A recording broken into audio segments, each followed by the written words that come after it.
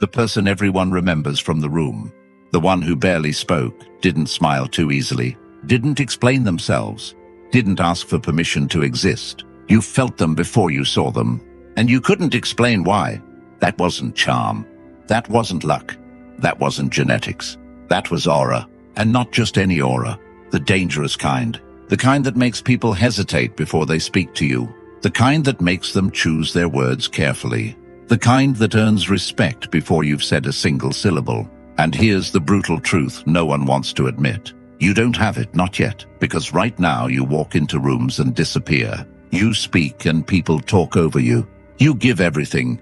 Your time, your energy, your loyalty. And still somehow you're the one being overlooked, dismissed, forgotten. You've been playing by the wrong rules, trying to be liked instead of being felt, trying to be agreeable instead of being undeniable. And the world has been punishing you for it quietly, consistently, ruthlessly. But what if that ends today? What if there's a psychological architecture to presence that Robert Greene understood a long time ago? A blueprint for building the kind of aura that doesn't beg for attention, but commands it. The kind that makes manipulation slide off you like water. The kind that turns silence into sovereignty. That's what I'm going to break down for you today. Not theory, not motivation, a weapon. But understand this first. Once you see how aura is constructed, you'll never unsee it.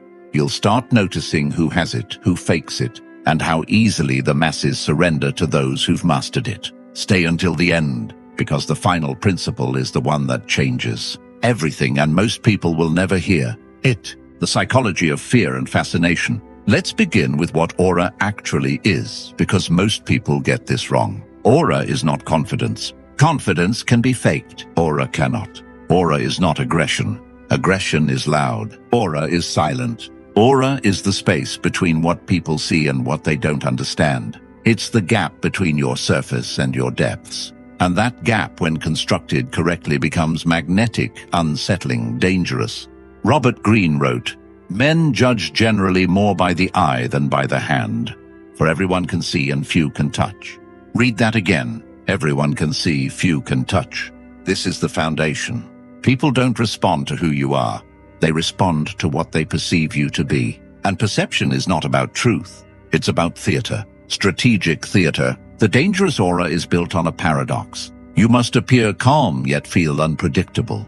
You must seem controlled yet suggest something uncontrollable beneath the surface. You must be present yet somehow unreachable. This isn't contradiction. This is tension, and tension is what holds attention. Think about the people who've made you nervous. Not violent people, not loud people. The quiet ones. The ones who smiled, but it didn't reach their eyes. The ones who listened more than they spoke. The ones who made you feel like they knew something you didn't. That's the aura. And it's engineered, not inherited. First principle, become unreadable. The moment someone can predict you, they stop respecting you. This is psychological law. Uncertainty creates value. Certainty creates contempt. When people know exactly what you'll say, how you'll react, what you'll tolerate, they stop seeing you as a threat. They start seeing you as furniture. Robert Greene understood this intimately. He wrote, "A prince must take great care that nothing goes out of his mouth, which is not full of the above-named 5 qualities. And to see and hear him, he should seem to be all mercy.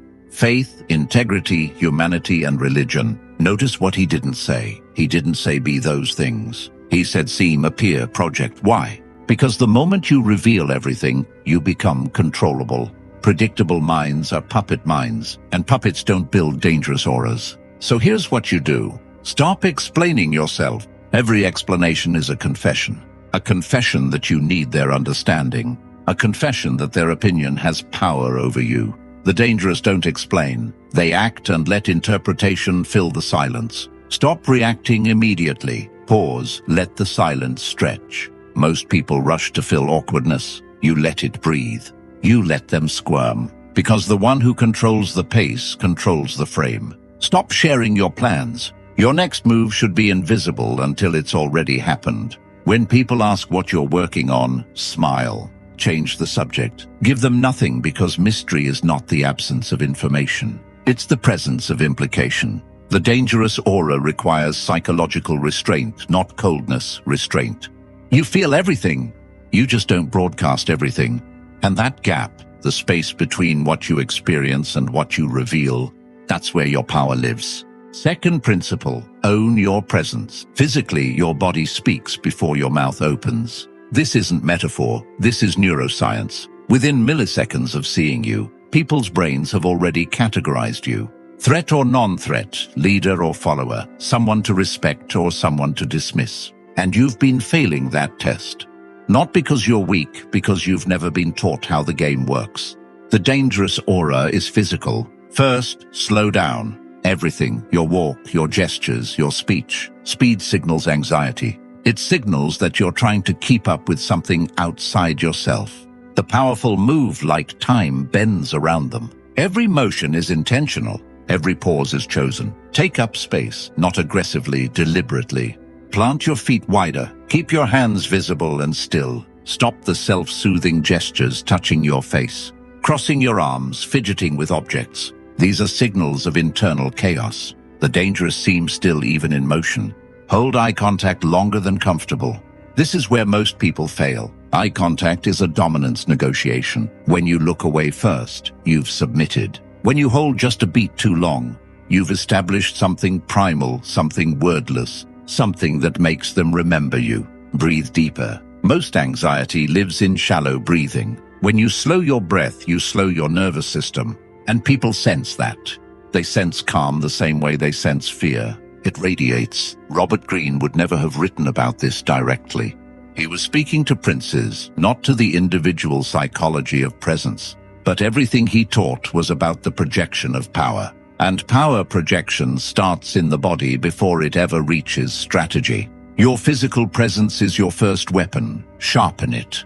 Third principle, master strategic unpredictability. Here's where we go darker. Consistency is the enemy of dangerous aura. Being reliably kind makes you easy to exploit. Being reliably angry makes you easy to manipulate. Being reliably anything makes you a known quantity. And known quantities are never feared. The dangerous ones, you never quite know what they'll do. This doesn't mean chaos. Chaos is weakness with volume. This means calculated inconsistency. Be warm sometimes, cold others, generous one moment, withholding the next. Not randomly strategically based on what serves your position. Robert Greene wrote, "Men are so simple of mind, and so much dominated by their immediate needs, that a deceitful man will always find plenty who are ready to be deceived." He wasn't teaching cruelty. He was teaching awareness. The awareness that most people are running on autopilot, reacting to patterns, expecting consistency. When you break the pattern, you shatter their confidence in predicting you. And here's the deeper truth. Unpredictability isn't about manipulation. It's about maintaining sovereignty over yourself.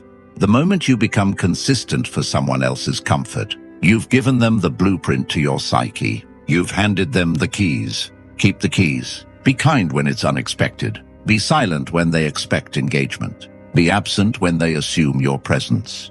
Let them wonder. Let them theorize. Let them talk about you when you're not in the room, because that's where aura actually lives, not in the room with you. In the conversations about you when you're gone, in the mental real estate you occupy in their heads.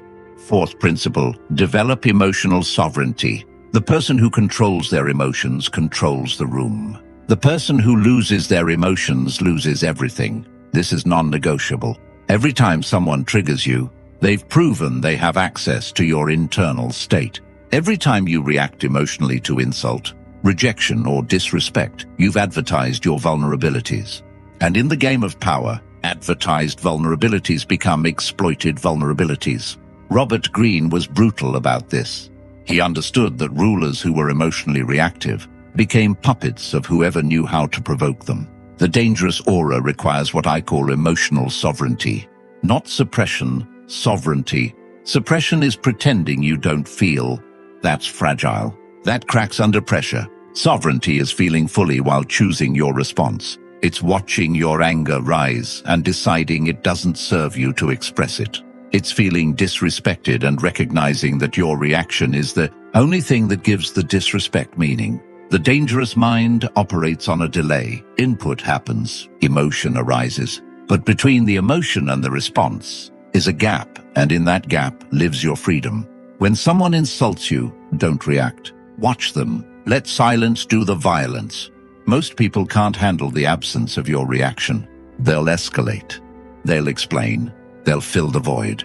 And every second they spend trying to provoke you, they're proving that your non-reaction has disturbed them more than any comeback ever could. This is psychological warfare, and you've been losing it because you didn't know you were playing.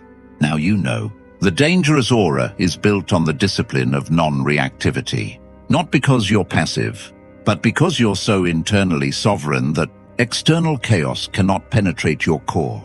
People sense that, they feel it, and they step carefully around those who possess it. Fifth principle, cultivate controlled mystery. Every word you speak is an investment. Most people are terrible investors. They talk about their problems, their insecurities, their fears, their ambitions, their vulnerabilities to anyone who will listen. They treat conversation like therapy, and in doing so they drain all mystery from their presence. The dangerous aura requires information asymmetry. You should know more about them than they know about you. Always listen more than you speak. When you do speak, make it count. Reveal only what serves your position. Let them assume. Let them project. Let them fill in the gaps with their imagination, because what they imagine is always more powerful than what you could tell them. Robert Greene wrote, "The vulgar crowd always is taken by appearances, and the world consists chiefly of the vulgar." Harsh.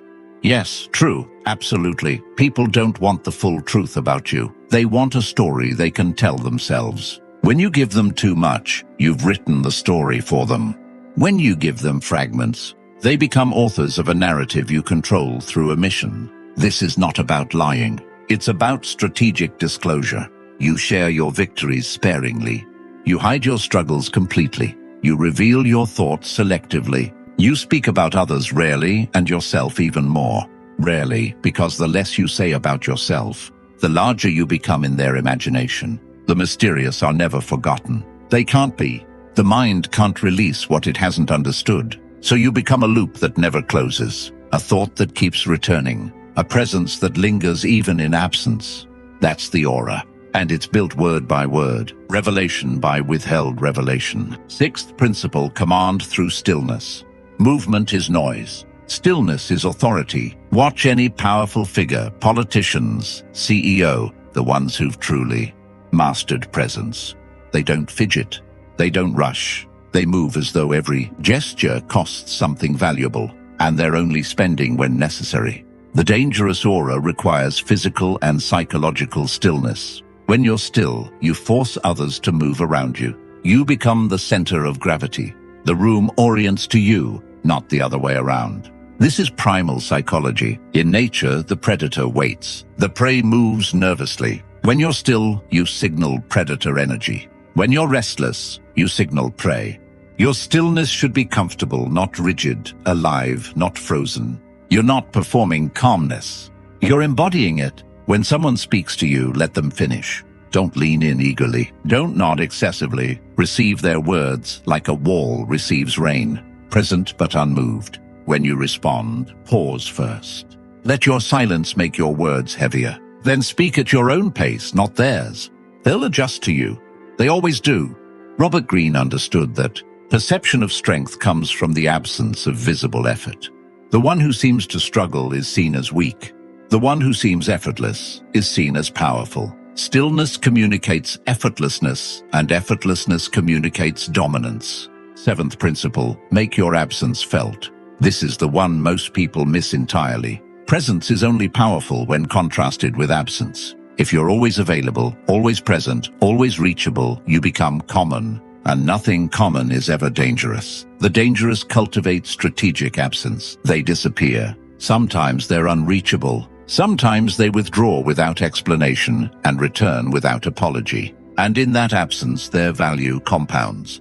Robert Greene wrote, "What is easily obtained is cheaply regarded." Availability is a form of cheapening yourself. Every time you respond immediately, you signal that nothing in your life is more important than their message. Every time you're present at every gathering, you signal that your presence costs nothing. Withdraw, not with drama, with quietness. Let them wonder where you are. Let them feel the gap you leave. Let conversations happen about you while you're not there. Because the talked about absent person has more power than the ignored present one. This isn't game playing, it's value preservation. You're not infinite. Your time isn't infinite. Your energy isn't infinite. Treat them as the scarce resources they are, and others will start doing the same. The dangerous aura is partly built in absence. Because what can't always be seen becomes impossible to forget. Here's what Robert Greene knew that most will never understand. The dangerous aura is not about being dangerous. It's about being so deeply self-possessed that others cannot locate your breaking point. They search for it. They test for it and they find nothing. That's what makes you dangerous. Not violence, not cruelty, not aggression, inscrutability, completeness. The sense that you are a closed circuit, generating your own power, needing nothing from them that they have the ability to withhold. Most people are walking around with their wiring exposed. Anyone can reach in and flip their switches. Anyone can access their shame, their fear, their need for approval. And once accessed, those people are controlled.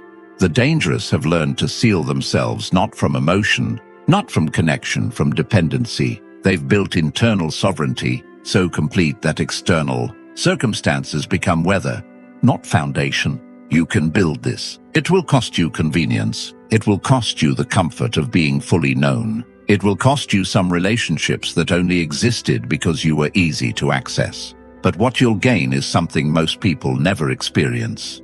The feeling of walking into any room, any situation, any chaos, and knowing that nothing there has power over your internal state. That no one present can shake what you've built. That your silence is louder than their noise. That's the dangerous aura, and now you know how to build it. The question isn't whether this works. The question is whether you'll implement it. Most won't. Most will watch, agree, and change nothing. They'll remain forgettable. They'll remain controlled, but you've made it this far. That means something different lives in you. Something that refuses to be dismissed. Something that knows you were built for more than being overlooked. Let that something win. If this shifted something in you, stay connected. Subscribe to this channel. Because what we're building here isn't motivation, it's architecture. The architecture of a mind that cannot be broken, a presence that cannot be ignored, and an aura that makes the world step aside when you walk through. The dangerous don't announce themselves, they arrive.